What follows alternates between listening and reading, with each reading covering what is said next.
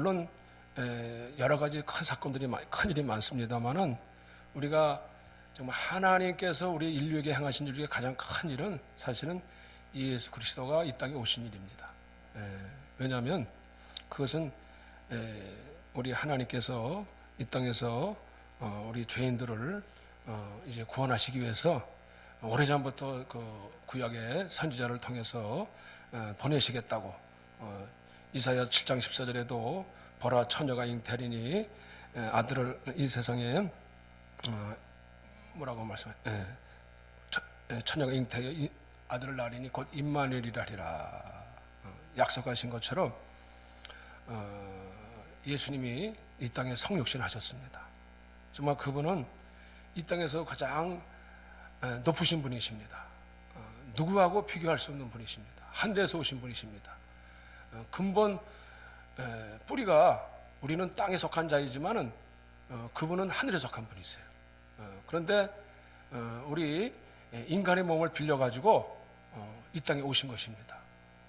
그 정말 보잘것없는 여자의 자궁 속에 오셔가지고 하나님께서 자궁의 몸을 빌려서 그 생명의 씨가 우리 아담의 씨가 아닌 타락한 본성의 씨가 아닌 영원한 새 생명의 씨를 그 속에 성령으로 오셔서 잉태하셔가지고 이 땅에 출생하셨습니다. 그런데 요한복음 1장 9절에서도 그 참빛 뭐라고 말씀하냐면 참빛이 세상에 와서 각 사람에게 비추는 빛이 있었나니 그분이 이 세상에 오셔서 참 하나님의 아들로 오셨는데 세상은 자기 백성이 영접지 아니했다 그랬어요. 세상은 그를 알지도 못했고 그분을 영접지도 아니했다고 말씀하고 있어요. 성탄절이 되면은 사실 물론 이제 많은 사람들은 기뻐합니다. 근데 왜 기뻐하는지 몰라요. 연말이 돼서 기뻐하는지. 그냥 잔치야, 잔치. 연말 되면 흥청청하고 또 거리에 나가면 막 북새통이 되는데 왜 기뻐하는지 몰라요. 정말 주님 때문에 기뻐하는지 그저 연말 연시라서 그저 그냥 기뻐하는 것인지.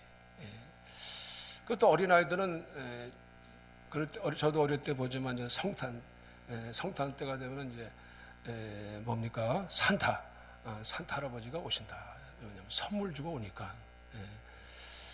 그런데 사실 산타의 배경도 사실은 어떻게 보면 그 하늘에서 오잖아요. 하늘에서 이렇게 내려와서 선물 주고 어떻게 보면 그 네덜란드의 니콜라스라는 사람이 자선사학과가 이제 그 마음에 모든 것을 이제 이렇게 사선을 베풀기 위해서 이제 주신 건데 아마 그게 이제 유래가 되어져서 이제 산타가 된 것 같아요. 근데 그 이제 굴뚝 타고 내려와서 선물 준다니까 저도 양말 몇 번 걸어놨는데 절대로 그런 일은 없더라고. 부모님이 가서 이제 걸어놔야지. 그런데 이게 정말 우리 주님께서 이 땅에 오신 것은 참으로 놀라운 일입니다. 그런데 그것이 예고되어져서 오늘도 그 약속하신 바가 이루어져 가지고 천사 가브리엘이 한 그 마리아라는 한 여인을 통해서 찾아와서 그 인사를 올립니다. 28절에 여섯째 달에 26절에 가브리엘이 하나님의 보내심을 받아 갈릴리 나사렛이라는 동네에 가서 다윗의 자손 요셉이라 하는 약혼한 처녀 마리아에게 인사합니다. 은혜를 받은 자여 평안할지어다 주께서 너와 함께 하시는도다. 깜짝 놀랐어요. 이게 무슨 일이냐? 천사가 나타나니까 가브리엘 천사는 아마 날개가 있었던 것 같아요. 날개가 갑자기 천사가 나타나가지고 마리아여 평안할지어다 은혜를 받은 자여니까 깜짝 놀랐죠. 근데 뭐라고 하냐면 보라 내가 잉태하여 아들을 낳으리니 그 이름을 예수라 하라. 그가 큰 자가 되고 지극히 높으신 이 아들이라 일컬어질 것이라. 그러니까 그분이 사실 그 당시에 아마 그 이름은 예수라는 것은 사실 어떻게 보면 우리 우리 한국 이름으로 보면은 철수 같은 이름이에요. 흔한 이름입니다. 우리 국민학교 때 바두가 철수와 영희하고 놀자고 하는 식으로 흔한 이름이에요. 그 대단한 이름이 아닙니다. 그냥 예수를 하나 그거예요. 아주 평범한 이름이었어요. 그런데 이분이 어떤 분인지 하면 지극히 높으신 지극히 높으신 분이에요. 하늘에서 위로 내려오신 분이라 이거예요. 우리는 땅에서부터 나왔어요. 아담으로부터 출생해서 아담의 출생에 우리는 원조가 우리는 그 타락해가지고 본성에 부패하고 타락된 거예요. 그러나 그분은 순수한 혈통이 다릅니다. 하늘의 영광의 존재를 다 버리시고 그 영광에 무한한 것을 다 버리시고 이게 이 땅의 모든 그 연약함을 불사하시고 다 버리시고 이 땅에 오셔서 인간의 몸을 입고 오셔가지고 무한한 존재가 유한한 존재로 영원한 존재가 시간 한계적인 존재로 오셔가지고 몸을 빌려주셔서 온 거예요. 그러니까 어찌 이런 일이 있을 수 있겠습니까? 어찌 이런 일이 있을 수 있겠습니까? 그러나 너에게 하나님의 크신 성령이 내게 임하고 높으신 하나님의 능력이 너를 덮으시리니 너에게 나실 바 하나님은 나실 바 거룩한 이는 하나님의 아들이니라 하면서 이제 이것을 못 믿으니까 너희 조카 친척 세례 요한도 엘리사벳도 늙어가지고 아기를 못 낳는데 이 예고대로 그 요한도 그 엘리사벳도 아기를 배웠느니라. 그러니까 그 소식을 듣고 이 마리아가 이게 정말 사실인가 하여서 다시 한번 확인고자 그러면서 마리아가 이것을 그대로 말씀을 받아들여 주의 여정이 오니 말씀대로 내가 이루어지다 하면서 저 멀 유대의 땅 한 작은 동네에 엘리사벳이 살았습니다. 140km 떨어진 데를 거기를 찾아가서 며칠 동안 걸려가지고 찾아가서 그 엘리사벳을 문안하러 가는 거예요. 정말 그것이 사실인가? 아니 엘리사벳도 진짜 아기를 가졌는가? 엘리사벳은 먼저 봐도 우리가 보았지만은 아기를 낳을 수가 없는 노인입니다. 경륜이 끊어진 분입니다. 근데 어떻게 수태를 할 수가 있어요? 근데 그것이 정말 사실인가 해서 갔더니 진짜 그 엘리사벳이 문안하러 온 마리아를 보고서 막 경배를 하는 거예요. 그러면서 사가랴 집에 들어가 엘리사벳에게 문안하니 엘리사벳이 그 마리아가 문안함을 들으매 근데 어떤 일이 생기냐면 이 세례 요한이 뱃속에서부터요 성령의 충만함을 받아 못해서부터 충만하다 그랬잖아요. 뱃속에서부터 이 예수님이 그 안에 계신 것을 알고서는 기뻐가지고 막 뱃속에서 뛰는 거예요. 막 너무 기뻐가지고 그 엘리사벳이 막 아이가 복중에서 뛰노는지라 내가 이것을 본 것이 복이 있도다. 보라 네 문안하는 소리가 내게 들릴 때에 아이가 내 복중에서 기쁨으로 뛰놀았도다. 아니 어떻게 이런 일이 있을 수 있어요? 어떻게 아니 뱃속에 있는 아이가 뭘 알고 뛰어라 뭘 봤다고 근데 영적인 거는요 시공을 초월하는 거예요. 이미 알고 감지를 하는 거예요. 마리아의 뱃속에 어린아기가 예수님이 오신 것을 알고서는 계신 걸 알고 막 이 세례 요한이 뱃속에서부터 막 기뻐 아니 애인데 태어나지도 않았는데 어떻게 알고 막 들썩들썩 뛰는 거예요. 그러니까 엘리사벳이 이것을 알고서는 찬양을 올리는 겁니다. 찬양을 주께서 하신 말씀이 반드시 이루어지리라 하면서 이 마리아가 여기 찬양을 올리는 것입니다. 내 영혼이 주를 찬양합니다. 내 마음이 하나님 내 구주를 기뻐하였으면 하면서 그 유명한 마리아의 찬가가 하나님께 거기서부터 찬양과 영광을 돌리는 것입니다. 그 찬양의 내용이 뭐냐면 내 마음이 하나님을 기뻐하였으면 그의 여정에 비천함을 돌아보셨습니다. 이제로는 만세 나를 복이 있다 일컬으리로다. 능하신 이가 이 큰 일을 내가 행하셨으니 세상에 볼 때는요 별건 아니에요. 그게 무슨 대수는 일이야. 그리고 아무도 몰라요. 조그만 동네 나세시란 그 조그만 동네에 정말 비천하고 보잘것없는 천한 그 한 작은 그때 나이가 한 14세쯤 됐다 그래요. 봐요. 어린 소녀예요. 소녀에게 하나님께서 그 계획하신 바 이루시고자 인류를 구원하시기 위해서 이 땅에 오셨는데 조용히 오셨어요. 조용히. 뭐 큰 관정부, 큰 어떤 집안의 왕손이나 그런 집안에 온 것이 아니고 무슨 다윗의 왕손이긴 하죠. 그러나 정말 마리아 초라한 그 여인, 신분이 정말 비천하게 짝이었고, 그 아들 그 혼인한 사람도 보니까 목수 요셉 아니었어요. 그 당시 요셉이라 목수라면 가장 비천한 직업이었습니다. 어떻게 보면 지금이야 뭐 다르지만, 지금에는 빈부 귀천이 없고 직업에 귀천이 없지만 그 당시에는 가장 노예 다음에 여겼단 말이에요. 그러니까 정말 비천하고 보잘것없이 보였어요. 근데 그 여인은 정말 그 자기의 비천함을 돌아보셨다라는 거예요. 하나님께서 자기의 인생의 비천함을 통해서 하나님께서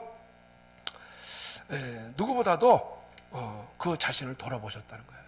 자기의 인생이 정말 보잘것없는 인생이었지만은 하나님께서 나를 이렇게 귀하게 높여주셨습니다. 나를 이렇게 높여주셨습니다 하고 이 마리아가 하나님을 찬양하는 것입니다. 물론 마리아는 그 수태로 인해서 어린아기를 가지면 또 여러 가지 억울한 여러 가지 그 불편한 점을 많이 가질 수 있습니다만은, 그러나 그럼에도 불구하고 능하신 이가 내게 이런 큰 일을 내게 행하셨습니다. 큰 일입니다. 하늘이 땅에서 높은 같이 이 땅에서 주님이 이 땅에 내려오셨다는 사실. 이 세상 종교는 사실 뭐 다 이렇게 우리가 모든 것이 다 인간에게 올라가려고 노력을 해요. 그런데 우리 믿음의 종교는 이 낮은 곳으로 내려오시는 것입니다. 하나님께서 우리가 구원의 은혜가 누구한테 임하느냐면 이 낮은 자에로부터 주님이 이렇게 내려오셔가지고 우리를 세우시고 높으신다는 사실을 아시길 바랍니다. 정말 자신의 존재를 바로 비로소 알게 될 때, 인식하게 될 때 주님께서 이 땅에 내려오시게 되는 거예요. 내 안에 오시게 되는 거예요. 인생은 하나님께서 오늘날도 자기가 자기 자신을 바로 알게 될 때에 주님은 그 자에게 은총을 베풀어 주십니다. 내 비천함을 돌아보셨습니다. 내 천박함을 아십니다. 내 정말 초라함, 내 인생이 얼마나 정말 티끌과 같은 존재인 것을 아십니다. 하고 하나님의 은혜를 구하는 자에게 하나님이 찾아오시는 것입니다. 아무나 찾아오시지 않아요. 여기 뭐라고 했습니까? 능하신 이가 내게 큰 일을 행하셨습니다. 근데 긍휼하심이 누구한테 임하십니까? 두려워하는 자에게 임하는데, 그의 팔이 힘을 보여서 마음의 생각이 교만한 자를 흩으셨다는 거예요. 마음의 생각이 뭐 사람은 순간 교만할 수 있죠. 내가 다른 사람보다 조금 경쟁해서 이기고 좀 잘나면 내가 우쭐할 수 있죠. 뭐 그 정도까지는 모르겠어요. 근데 마음의 생각이 항상 교만해. 자기가 항상 높아져 있어요. 아주 생각이 가득 차 있어요. 하나님이 그런 사람은 받아들여요. 흩으신다. 오늘날 얼마나 마음의 생각이 교만한 자, 권세 있는 자, 그런 사람들, 부자, 비천한, 그러나 권세 있는 자, 부자. 근데 그런 사람들은 빈손으로 보내신다는 거예요. 하나님께서 누구에게 이렇게 은혜를 베풀어 주시냐면은 정말 저는 정말 하나님 비천한 사람입니다. 뿐만 아니라 내가 정말 하나님 말씀 앞에 설 수 없는 자입니다. 정말 주님, 나는 말씀 앞에서 정말 죄인입니다. 말씀 스스로 행할 수 없습니다. 종교적인 부자가 있어요. 종교적인 부자가 있다. 그러면서 자기가 나는 스스로 내가 이렇게 스스로 쌓아왔습니다. 내 종교적인 업적을 쌓아왔습니다 하고, 그리고 그것을 자랑하는 사람이 있어요. 누가 그대로 빈손으로 갑니까? 이게 부자는 빈손으로 갔다는 거예요. 물론 물질적인 부자도 있어요. 돈이 많은 사람들은 교만해가지고, 이게 돈이 많으니까 돈을 다 물질만을 의지하는 거예요. 나의 힘이 어디서 오느냐? 천지를 지신 여호와 계신 하나님께서 오는 게 아니라 내가 세우신 그 통장에서부터 오는도다. 나의 기업에서 오는도다 하고 힘을, 권세를 내 주먹을 믿으라 하지 절대로 합니다. 안 믿어진다니까. 믿어보려고 하는데 안 믿어진다니까. 그러니까 하나님 앞에 와서도요, 종교적인 부자도 마찬가지예요. 자기가 세운 것 가지고서 촤 하고서 저는 죄인입니다. 그런 걸 생각을 못 찾아. 왜냐? 바리새인이 그렇게 기도했잖아요. 바리새인이 딱 하나님이여, 하나님이여, 내가 하나님이여, 하나님을 우러러보면서 하나님이여 하면서 나는 일에 금식을 2번씩 합니다 하고 또 나는 근데 사람들 보는 데서 탁 손을 들면서 기도도요 사람들 보는 데서 해요. 거룩하고 경건하게 합니다. 그리고 따로 서서 나는 저 세리들과 같지 아니하고 나는 저보다 훨씬 내가 신앙생활 잘하고 있지 않습니까? 하고서는 따로 서서 자기를 탁 높이면서 근데 주님께서 그 기도를 받아주셨을까요? 빈손으로 보내는 거예요. 왜냐? 하나님께 구할 마음은 없어요. 자기가 다 높아져가지고 하나님께 뭐 마음이 가난해야 뭐 구할 거 아니겠어요? 근데 바리새인은요, 세리는 정말 눈을 감히 얼굴도 못 들어요. 고개 푹 숙이고 하나님이여 티끌을 땅에 떼면서 하나님이여 내 죄를 용서해 주시오. 자기 죄를 알고 자기 죄를 비로소 알고 내가 율법을 바로 법을 행하지 못했습니다. 그걸 막 너무 가슴 아파하면서 가슴을 치면서 주여 주님 제가 세리라고 해서 직업이 세리가 아니라 가슴을 치면서 하나님 정말 하나님 나 아픕니다. 고통스럽습니다. 이걸 지키지 못한 것에 대해서 막 아파야 되는데 그러니까 하나님께서 그 기도를 들어주셨다는 거예요. 빈손으로 보내지 않으세요. 빈손으로 보내지 않으세요. 그 당시에 부자들, 유대 종교자들 예수님이 얼마나 업신여기는지 몰라요. 예수님 저 초라한 목수가 어떻게 메시가 되느냐. 아무리 능력을 해가지고 그 권능을 행했어도요 외관이 모습이 초라하니까 받아들이지 않는 거예요. 그 당시는 굉장히 로마 시대대로 그 굉장히 자기들의 그 어떤 과신하는 게 많았습니다.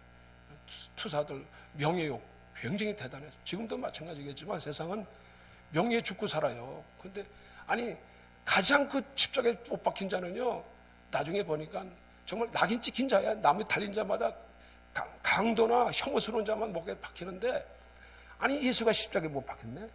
그러니 누가 그걸 받아들이겠어요? 그러니까 그걸 하나님께서 이렇게 정말 자기 자신을 보지 못하면 못 받아들이는 거예요. 그걸 못 받아들여요. 그러니까 수치스럽게 얘기했다. 수치스럽게 얘기했다. 오늘날도 시대도 마찬가지 같아요. 마음의 생각이 높은 자들을 마음의 생각이 교만한 자를 흩으셨도다. 하나님이 나중에 결국 다 흩어버렸어요. 아무것도 아닌 것 같이 흩어버렸어요. 받아들이지 못해. 내가 교회를 나가도 심지어 교회를 나가도요 이게 작은 교회, 초라한 교회 안 나갑니다. 그냥 좀 큰 교회, 사이즈 큰 교회, 명동 거룩해 보이고 미사도 하고 막 이렇게 옷 입고 뭐 금전을 쓰고 막 이런 데 올라가서 그래야 좀 뭐 거룩해 보일 거 아니야. 의식이 성대해야 좀 거룩해 보일 거 아니야. 아니 뭐 초라하게 뭐 예배 순서도 없고 뭐 그런 데서 뭐 예배를 드려. 어떤 교회 가니까 뭐 어떤 교회라고 하기는 그런데 그 교회는요 굉장히 큰 교회예요. 근데 그 목사님은 재주가 많아요. 예배 드릴 때마다 막 찬송가가 일반 대중가에도 가사를 바꿔가지고 노래를 얼마나 그냥 심파같이 부르는지 성도들이 그 눈물을 컴컴컴 눈물을 글썽여서 듣더라고. 제가 보니까 그러니까 하여튼 뭐라니까 하여튼 뭐 그냥 만사꾼인 것 같아요. 모든 걸 다 잘해. 시도 잘하고 뭐도 잘하는데 그러니까 그리고 막 카메라맨이 막 그냥 뭐 연예인들 정치인들 오면 꼭 비춰줘. 이렇게 딱 비춰주더라고. 딱 비춰줘. 특별히 인기 연예인들 딱 비춰줘. 그러니까 그 사람만 계속 비춰. 유명한 사람 비춰줘. 그러면 얼마나 좋아하겠어요. 사람들 그거 좋아한다고요. 그러니까 사람들이 그런 걸 좋아한다고. 그분이야 뭐 이제 재주가 많으니까 그걸 뭐 나무랄 필요는 없어요. 없는 사람이 탓이지. 근데 문제는 뭐냐? 우리가 마음이 비천하다는 걸 알지 못하고 자꾸 자기 높여주면은요 그냥 빈손으로 왔다 빈손으로 가는 거예요. 허탄한 웃음을 잊고 자기를 높여주는 것 같지만 정말 주님 앞에 자기 자신을 볼 줄 알아야 되는데 이걸 볼 줄 아는 게 중요한 것 같아요. 저 여러분들은 오늘 누가 복 있는 사람입니까?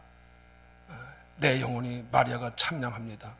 내 영혼이 주를 찬양하며 내 마음이 하나님 내 구주를 기뻐하였으면 그 여정의 비천함을 돌아보셨습니다. 이제 보라 이제후로는 만세의 날을 보고 있다 일컬이로다.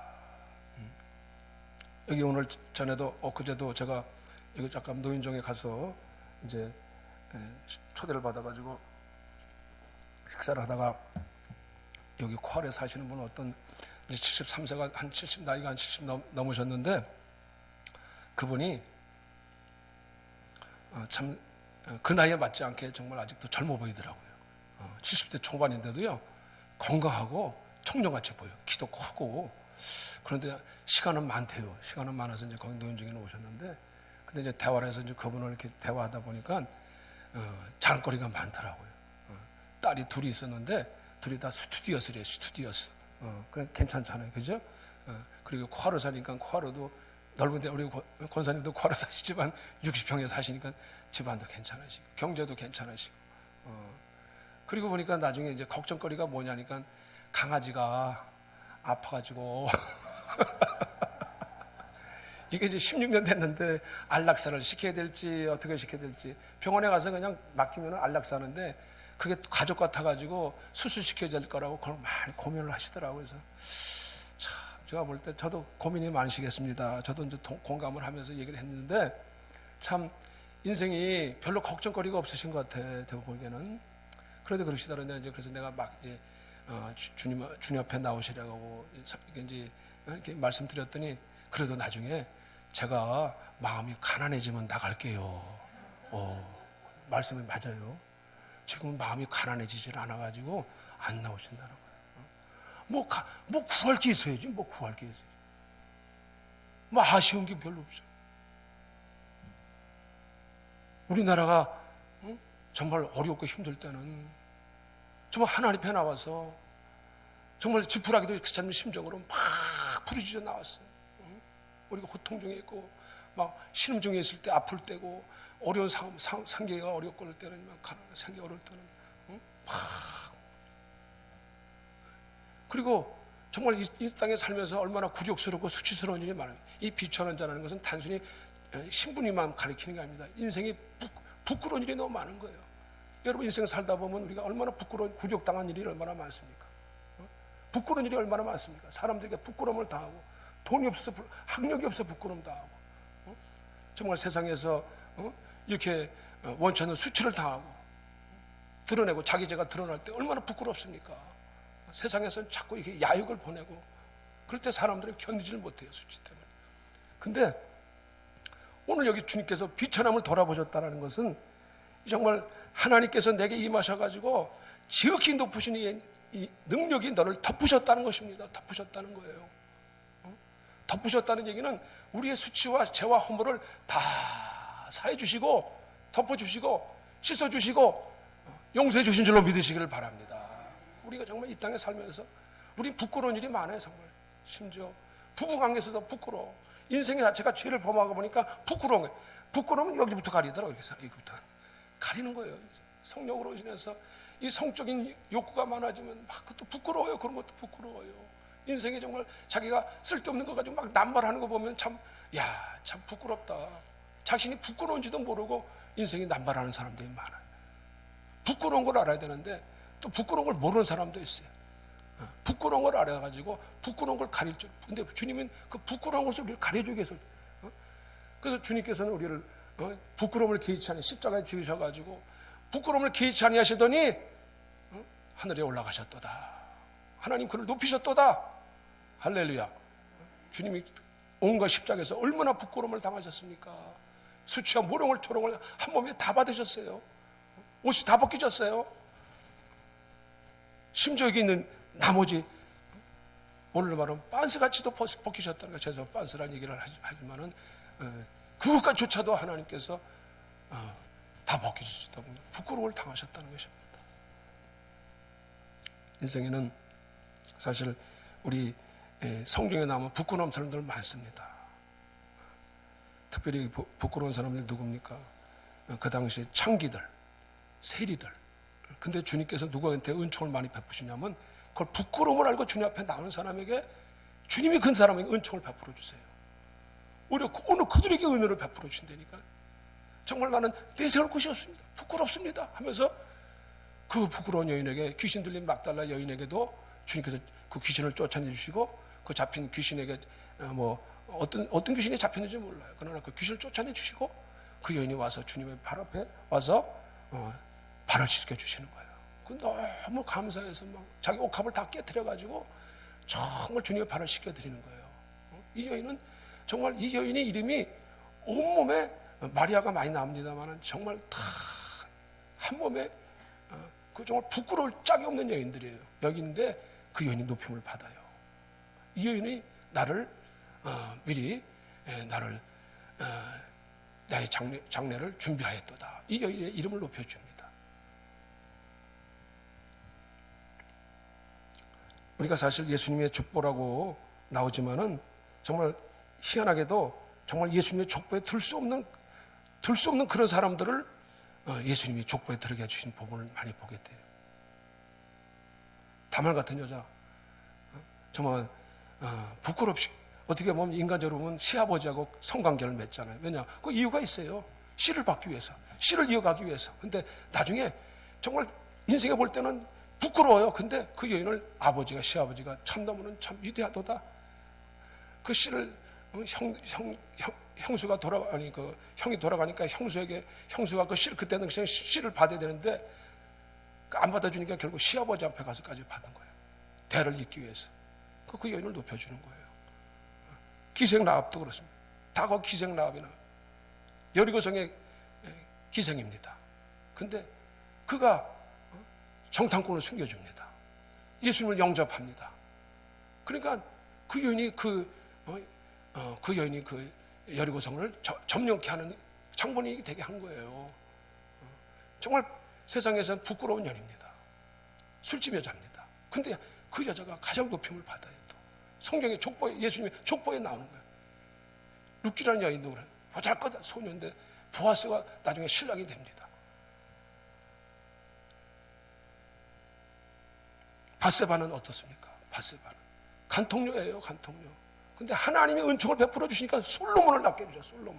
솔로몬을, 그 여인을 통해서 솔로몬을 주시는 거예요. 어떻게 하면 다윗과 반통했지만 그 여인이 정말 하나님 편에서 은총을 나와서 보잘것 없지만 하나님께 구하니까 하나님은 그 여인에게 솔로몬을 주시는 거예요. 가장 이 뛰어난 지혜로운 왕을 주시는.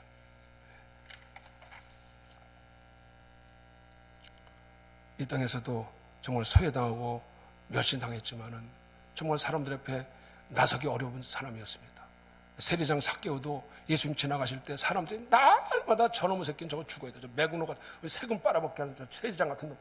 유대인들이 항상 손가락질 당하고 항상 모욕당했던, 굴욕을 감당하기 어려웠던 사람인데, 그런데 자기가 예수님 지나간다는 소문을 듣고 키가 작으니까 뽕나무에 올라가서 근데 주님께서 그거 아시는 거예요. 그 마음을 아시고 삭개오야 내려오라. 내가 내 집에 있어야 되겠다. 근데 어떻게 반응합니까? 주여, 제가 그동안 잘못한 거 있으면 제가 다 절반을 다 드리겠습니다. 자기 잘못한 거 깨닫고 내 재산 절반을 가난한 자에게 주겠습니다. 이게 대단합니다. 하나님. 그리고 앞으로라도 내가 누굴 떼먹거나 빼앗긴 일이 있으면 내가 4배나 갚겠습니다. 내가 앞으로 그런 일은 되도록 절대로 하지 않도록 내가 하겠습니다. 구원을 베풀어 주시는 거예요. 구원. 자기 잘못을 알고 자기 죄와 허물을 정말 하나님 앞에 나와서 드러내놓으니까 주님께서 복을 받게 해주시고 비천함을 돌아보시게 하신 줄로 믿으시길 바랍니다. 오늘 이 마리아는요, 결코 무슨 그녀가 뭐 동정녀고 뭐 그래서 그런 게 아니라 누구보다도 정말 내놓을 곳이 없는 여인이었어요. 그런데 그 여인, 비천할 게 짝이 없는 여인이지만 그러나 주님이 누구에게 복을 주셨어요? 만세 나를 복이 있도다. 보라. 이 땅에서 정말 우리 인생에 우리 다 죄와 사망 가운데서 이 사망의 그늘에서 우리는 정말 사망으로 또 내려갈 수밖에 없는 인생입니다. 티끌 같은 인생입니다. 시편 30편에도 우리를 사망에서 그늘에서 우리를 끌어올리셨다. 우리는 인생이 다 사망의 그늘에 덮여가지고 정말 어찌할 수 없는 인생입니다. 근데 그곳에서 우리를 끌어올리셔가지고 죄 가운데서 우리를 끌어올리셔서 정말 나를 이 굴욕적인 삶의 인생을 바꿔주신다는 거예요. 그래서 시편 30편에 이렇게 찬양하고 있습니다. 시편 30편에 그의 노염은 잠깐이요 주 여호와여, 주께서 내가 주께 부르짖음에 나를 고치셨나이다. 하나님께서 내 영혼을 소홀에서 끌어내어 나를 살리사 무덤으로 내려가지 아니하게 하셨나이다. 성도들아 여호와를 찬양하며 그의 거룩함을 기억하며 감사하라. 시편 30편에 그의 노염은 잠깐이요 그의 은총은 편생이로다. 하나님이 잠깐 우리를 위하여서 인생을 이렇게 잠깐의 고난과 고통과 부끄러움을 당하게 하실지 몰라도 그러나 주님의 은총은 평생 동안 따라온다. 저녁에는 울음이 길들일지라도 아침에는 기쁨이 오리로다. 그래서 주님의 얼굴을 가리시며 내가 근심하였나이다. 주님, 우리가 주님이 은총으로 찾아오시기를 바랍니다. 내려오시기를 바랍니다. 임하시기를 바랍니다. 덮으시기를 바랍니다. 주님의 은혜가 덮으시기를 바라요. 주께서 나의 슬픔이 변하여 내게 춤이 되게 하시고 나의 베옷을 벗기고 기쁨으로 띠를 띄우셨나이다. 주님, 우리 인생은 정말 이 사망의 그늘에서 굴욕적인 인생을 당할 때가 너무나 많습니다. 나를 부끄러움을 패하시고 지우셔서 날마다 저희들을 주의 그늘에 안식하시도록 평안하도록 지키시기를 바랍니다. 이 사망의 그늘에서 나오시는 축복이 있으시기를 바랍니다. 그때 우리를 돌아보시고 그늘을 베푸시고 하나님의 이름을 거룩하다 일컬으시고 우리가 하나님께 참여하고 찬양할 수 있는 저와 여러분들 되어주는 축복이 있으시기를 바랍니다. 기도하시겠어요.